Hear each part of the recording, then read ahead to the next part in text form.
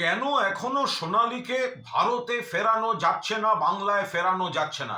কেন্দ্রীয় সরকারকে, প্রধানমন্ত্রী নরেন্দ্র মোদীকে, স্বরাষ্ট্রমন্ত্রী অমিত শাহকে, বিদেশ মন্ত্রী জয়শঙ্করকে এর জবাব দিতে হবে। বিজেপি চক্রান্ত করে বঙ্গবাসী এবং বঙ্গভাষী আক্রমণ চালাচ্ছে। বীরভূমের মেয়ে অন্তঃসত্ত্বা সোনালীকে পাঠিয়ে দেওয়া হলো বাংলাদেশি বলে, প্রমাণ হয়ে গেছে বাংলাদেশি নয়, ভারতীয় তার পরিবার। বাংলাদেশের কোর্টে জামিন হয়েছে। এতদিন কেন আটকে থাকতে হলো? জামিনের পরেও ফিরতে পারছে না, তারপরেও নাকি তাকে সেখানে হ্যারাস করা হচ্ছে। কেন্দ্রীয় সরকার আঙুল চুষছে। যত বড় বড় কথা, 56 ইঞ্চির গল্প। বাংলার মেয়ে, ভারতের মেয়ে বাংলাদেশে আটকে রয়েছে, ঘরে ফেরাতে পারছে না। এই কেন্দ্রীয় সরকারকে কৈফিয়ত দিতে হবে। কোর্ট বলেছিল, আদালত বলেছে ফিরিয়ে আনতে, কেন্দ্রীয় সরকার ফেরায়নি, ব্যর্থ হয়েছে। অথবা ইচ্ছাকৃতভাবে এই বিলম্ব ঘটাচ্ছে তারা। এই মা বোনেদের চোখের জল, বাংলা বলার অপরাধে বাংলাদেশের জেলে বাংলার অন্তঃসত্ত্বা মেয়েকে রাখা হয়েছিল, এখনো তারা ফেরানোর কোনো ব্যবস্থা করছে না। আমরা কেন্দ্রীয় সরকারের ভূমিকার তীব্র নিন্দা করছি এবং দাবি করছি অবিলম্বে সোনালীকে ফিরিয়ে আনতে যথাযথ ভূমিকা নিক এই তথাকথিত 56 ইঞ্চির মুখে ন মারিতং জগৎ বঙ্গবিরোধী সরকার। শুভেন্দু অধিকারী, মাননীয় বিরোধী দলনেতা, আপনি এসআইআর জনিত মৃত্যু নিয়ে নিরপেক্ষ তদন্ত চাই, হ্যান চাই, ত্যান চাই, এবং মৃত এবং মৃতের পরিবারদের আপনারা সমানে অপমান করে চলেছেন। একদিকে বৈধ নাগরিকদের উপর মানসিক চাপ, আত্মহত্যা, অসুস্থতা, মৃত্যু, অন্যদিকে বিএলওদের উপর। মশাই, আপনাদের ভাবতে কি অসুবিধা হচ্ছে? মেন্টাল ব্লকেজ আছে নাকি? যে আপনারা কি দেখতে পাচ্ছেন না যে মৃত্যুটা শুধু পশ্চিমবঙ্গে নয়, আপনাদের উত্তরপ্রদেশ, আপনাদের গুজরাটে হচ্ছে? আপনি দেখতে পাচ্ছেন না রাজস্থানে হচ্ছে? আপনি দেখতে পাচ্ছেন না আরো একাধিক রাজ্যে হচ্ছে? নির্বাচন কমিশন একটা অদূরদর্শী, হঠকারী কাণ্ড কারখানা করতে গিয়ে এই চাপটা চাপিয়ে দিয়েছে। এটা মানতে কোথায় অসুবিধা হচ্ছে? পশ্চিমবঙ্গে মৃত্যু হলে ওই মৃত্যু এসআইআর এর জন্য নয়, আর উত্তরপ্রদেশে যোগী রাজ্যে আর গুজরাটে প্রধানমন্ত্রী, স্বরাষ্ট্রমন্ত্রীর রাজ্যে মৃত্যু হলে সেটা হচ্ছে এসআইআর জনিত মৃত্যু। আপনারা এইভাবে বাংলার যারা মারা যাচ্ছেন তাদের এবং তাদের পরিবারকে এই অপমান করার অধিকার আপনাদের কে দিয়েছে?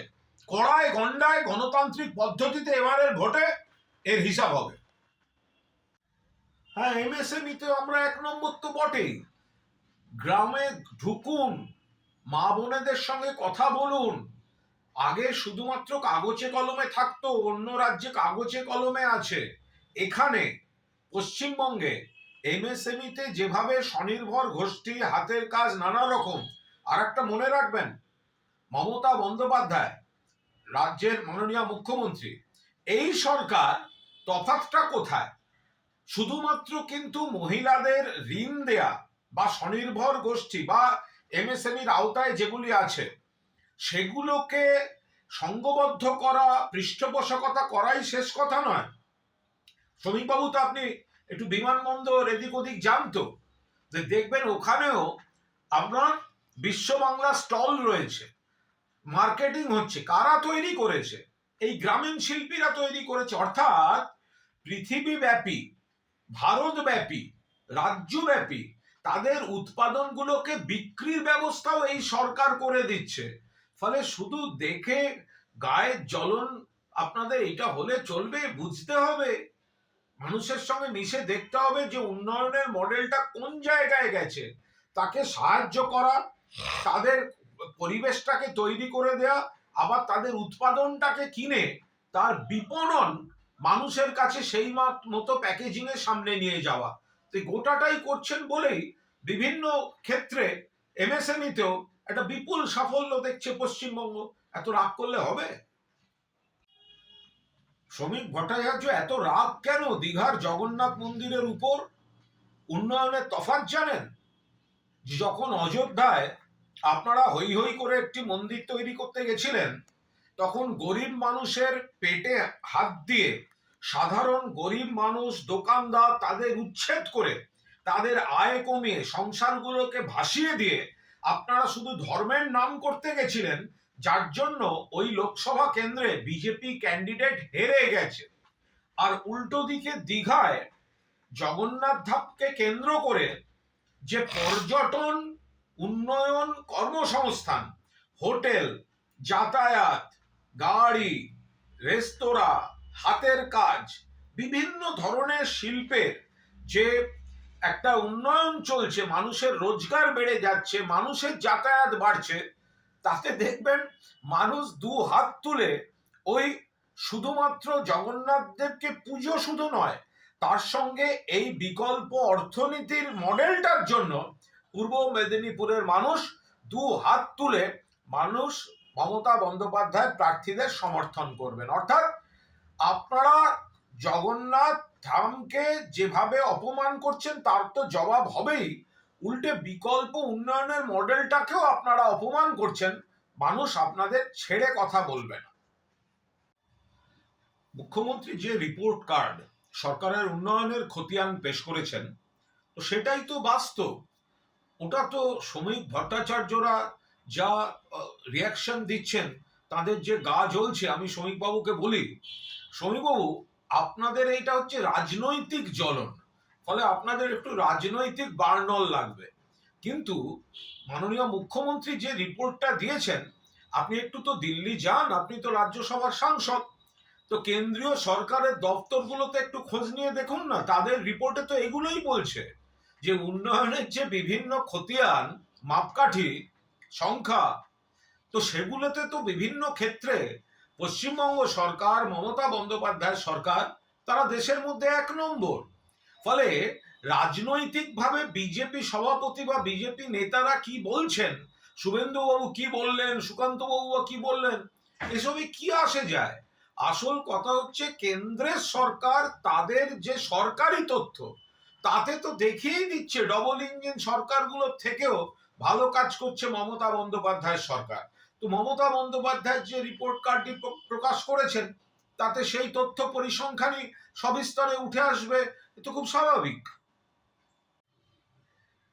বিজেপি সভাপতি শ্রমিক ভট্টাচার্য তিনি বলছেন দুয়ারে সরকার কবরে ভোটার। কেন বলছেন না, যে বুথে নাকি কোনো মৃত ভোটার পাওয়া যায়নি বা ওনাদের পছন্দ হয়নি, এই ধরনের কথা বলছেন। শ্রমিক ভালো কথা বলেন, বাংলা শব্দের নানা ব্যবহার করেন, তো আমি শুধু জিজ্ঞাসা করতে চাই যে দুয়ারে সরকার কবরে ভোটার, তার পরের শব্দটা কোথায়? মঙ্গল গ্রহে বিজেপি।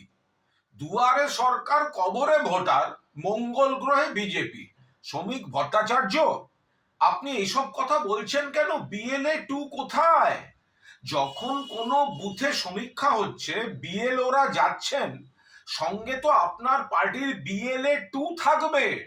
তো সে আপনাদের লোক নেই, জন নেই, সংগঠন নেই, সেগুলোকে ঢাকতে এখন মৃত ভোটার কেন থাকবে, উঠে এসে ভোট দেবে? দুয়ারে সরকার খবরে ভোটার আপনি বলছেন, আমি যোগ করলাম মঙ্গল গ্রহে বিজেপি। তার কারণ আপনি পরিষ্কার বলুন আপনার বিএলএ 2 ওই বুথে কি করছিল। যদি দেখেন কোনো বিএলওর কাজ পছন্দ হচ্ছে না বা আপত্তিকর কিছু ঘটছে, তো আজকাল তো ওখান থেকে দাঁড়িয়ে লাইভ করা যায়। আপত্তি তো করবেন নির্বাচন কমিশনে, ওখান থেকে লাইভ করতেন, ফেসবুক পোস্ট করতেন। আপনাদের লোক নেই, যোগ নেই, পুরো আপনারা হচ্ছেন মুখেন মারিতং জগত। তো সেই কারণেই আপনারা কথার জাগলারি, নাচতে না জানলে উঠোন বাঁকা, নানা নাটুকে সংলাপ, এইসব দিয়ে আসল জিনিসটা আপনারা এড়িয়ে যাচ্ছেন। অভিযোগটা তো যদি কোনো একজন মৃত ভোটারকে যদি ঢোকানো হয়ে থাকে, আপনার বিএলও 2 ওই বাড়ির সামনে দাঁড়িয়ে করবে। আপনি এখানে সাহিত্য করছেন, এটা কি ঠিক হচ্ছে শ্রমিক বাবু? তবে আপনার ওই স্লোগানটার সঙ্গে আমার ট্যাগটা মনে রাখবেন, দুয়ারে সরকার কবরে ভোটার, মঙ্গল গ্রহে বিজেপি। তোর খবর এসেছে অমুক অমুক বুথে নাকি মৃত্যুর সংখ্যা বিএলও পাননি, তাই নিয়ে শ্রমিক ভট্টাচার্য, বিজেপির সভাপতি সুকান্ত মজুমদার নানা রকম কটাক্ষ করছেন যে ওই বুথে কেন মৃত নেই, ওই বুথে কেন মৃত নেই। আমার বক্তব্য একটাই, যে ওই বুথে বিজেপির বিএলএ 2টা কোথায়? যদি কোথাও কোনো অনিয়ম থাকে, যদি ভুল ত্রুটি হয়ে থাকে, অথবা যে বিএলওর কাছে এমন কোনো লিস্ট এসছিল সেখানে হয়তো সবাই জীবিত, সেটা তো জাতীয় নির্বাচন কমিশন বলতে পারবেন ওই বিএলওর কাছে কি লিস্টটা তারা পাঠিয়েছেন, ভোটার লিস্ট। এবার যদি কোথাও কিছু থাকে নির্ভুল, অথবা যদি কোথাও কিছু বলার থাকে, তো বিএলএ 2 যদি সঙ্গে ঘোরে তিনি তো সঙ্গে সঙ্গে দেখতে পাবেন, তিনি তো সঙ্গে সঙ্গে বলবেন, ফেসবুক করবেন, লাইভ করবেন, কত কি হচ্ছে। তা এই বুথগুলোতে কি কোনো বিএলএ 2 খুঁজে পায়নি বিজেপি? এর আগেই জানা গেছিল ওদের সংগঠন নেই, বুথে এজেন্ট পায় না, বিএলএ 2 পায় না, জাতীয় নির্বাচন কমিশনকে বলে বেপাড়ার লোককে বিএলএ 2 করতে হয়। তারপরেও জোটেনি সুকান্ত বাবু, তারপরেও বিএলএ জোটেনি শ্রমিক ভট্টাচার্য। আপনারা নানা রকম কটাক্ষ নানা রকম করছেন, যদি ভুল ত্রুটি থাকে নিশ্চয়ই দেখবেন, আপনাদের সামনে এখনো অবকাশ আছে, এরপরে সংশোধনের সময় আপনাদের আপত্তির ফর্ম আপনারা জমা দিতে পারেন। কিন্তু তার বদলে যদি দেখা যায় আপনাদের বিএলএ 2ই নেই, তো আপনাদের তাহলে এই নাচতে না জানলে উঠোন বাঁকা, আগে মশাই সংগঠন ঠিক করুন, তারপরে সব গাল গল্প বলতে আসবেন।